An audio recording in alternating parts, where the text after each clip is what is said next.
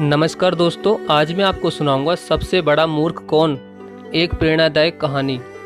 एक राजा ने अपने मंत्री को एक सोने का डंडा देकर कहा, जो भी व्यक्ति तुम्हें तुमसे ज़्यादा मूर्ख दिखाई दे उसे यह सोने का डंडा दे देना, क्योंकि ये डंडा सिर्फ मूर्खों के लिए ही बना है।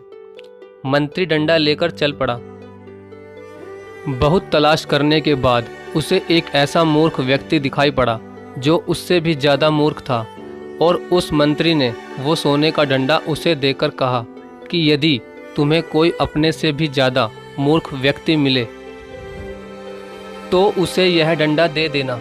वह व्यक्ति भी अपने से ज़्यादा मूर्ख की तलाश में हर जगह घूमता रहा, पर उसे ऐसा एक भी व्यक्ति ना मिला। इस प्रकार कई महीनों तक भटकते हुए वह व्यक्ति उसी दरबार में पहुंचा जिस राजा ने अपने मंत्री को वह सोने का डंडा दिया था। वह व्यक्ति जैसे ही राजदरबार में पहुंचा तो वहां पर लोगों की भारी भीड़ लगी हुई थी। तभी वह व्यक्ति उस सोने के डंडे को अपने थैले में डालकर राजा से मिलने पहुंचा। तो उसने देखा कि राजा तो बहुत ज़्यादा बीमार पड़ा था और वैद्य जी उनकी नब्ज देख रहे थे। तभी राजा ने सभी लोगों से कहा कि मेरा अंत समय आ चुका है, अब मैं इस संसार को छोड़कर जा रहा हूँ।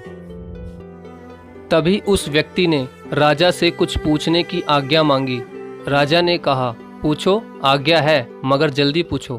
फिर उस व्यक्ति ने पूछा कि महाराज, आपकी सेना, हाथी, घोड़े और जो राज्य आपने कई राजाओं और लोगों को मारकर जीता है, वह उन राजाओं से जीता हुआ सोना, चांदी, हीरे, मोती, इन सब का क्या होगा?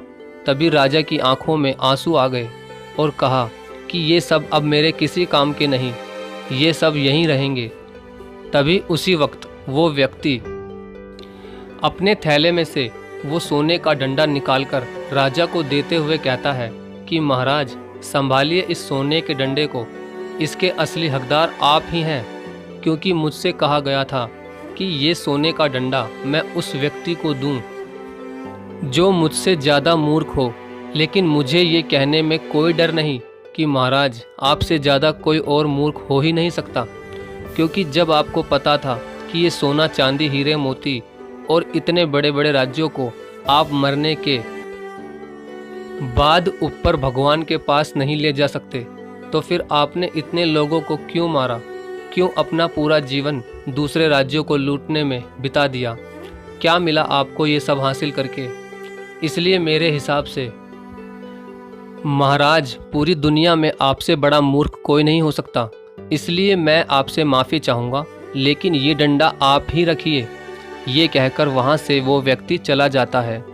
तभी राजा अपने डंडे को देखकर रोने लगता है। उसने मन ही मन सोचा कि वास्तव में दुनिया का सबसे बड़ा मूर्ख मैं ही हूँ, क्योंकि मैंने बुरे कर्म तो बहुत किए, मगर अच्छा कर्म मैंने एक भी नहीं किया। इस बात का राजा को बहुत ज़्यादा पछतावा होता है। तो दोस्तों, जीवन में हर एक इंसान को हमेशा अच्छा कर्म और दूसरों की भलाई ही करनी चाहिए, क्योंकि दोस्तों, इंसान के मरने के बाद अच्छे कर्म और बुरे कर्म ही उसके साथ जाते हैं। अगर दोस्तों आपको ये प्रेरणादायक कहानी अच्छी लगी हो तो प्लीज़ वीडियो को लाइक और शेयर ज़रूर करें। धन्यवाद।